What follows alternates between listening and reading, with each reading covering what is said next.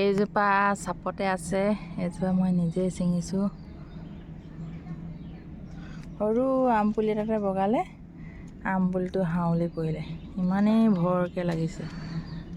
আৰু মই এই তামোলজোপাত আউজাই থৈছোঁ। এতিয়া মই জালুকখিনি ছিঙি দিম। চাপতে লগা জালুক ছিঙাই মজাই বেলেগ। ঠালডালে ছিঙি গ'ল। আৰু আমাৰ চিবাই ছিঙি আছে এইফালে, আৰু মই ছিঙি আছোঁ এইফালে এনেকৈ কৰি। গুড। হেল্ল',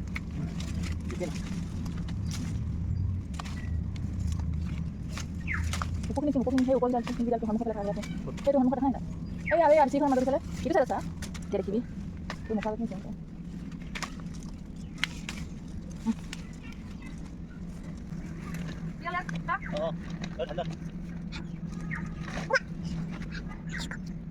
দুজোপা জালুক গছত এক খৰাহি ওলালে।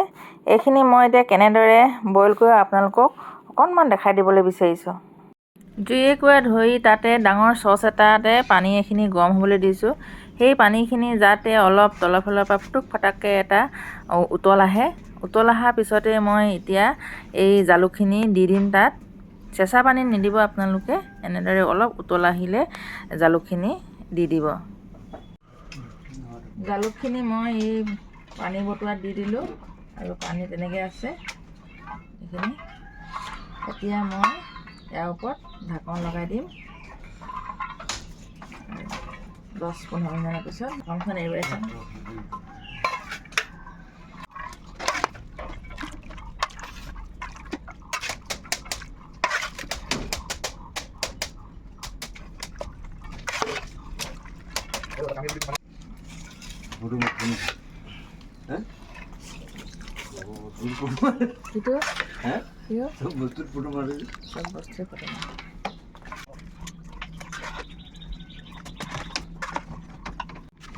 পানী নিয়ৰ হ'বৰ কাৰণে মই দুভাগ কৰি ৰাখিলোঁ। বহুত হৈ গ'ল, এটাতে নহ'লগৈ। চালোঁ দেখিলোঁ বহুত হ'ল, সেইটো কাৰণে দুভাগ কৰি দিলোঁ। দুভাগ কৰি এতিয়া ৰ'দত দি থৈছোঁ।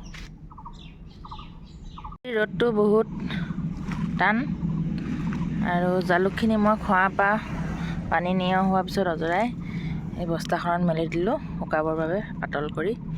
আৰু এইখিনি জালুক মই সেউজীয়া কৰি ৰাখিম।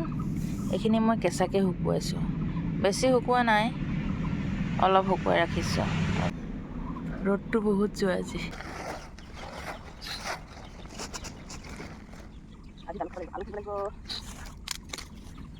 মই বইল কৰা জালুকখিনি এয়া আজি 3 দিন হ'ল ৰ'দত দিয়া, ঠাৰি গুচাই চাফা কৰিলোঁ, আৰু এতিয়া এইখিনি টেমাত ভৰাবলৈ ৰেডি হৈ গ'ল। এইখিনি মই টেমা দুটামানত ভৰাই ৰাখিলোঁ।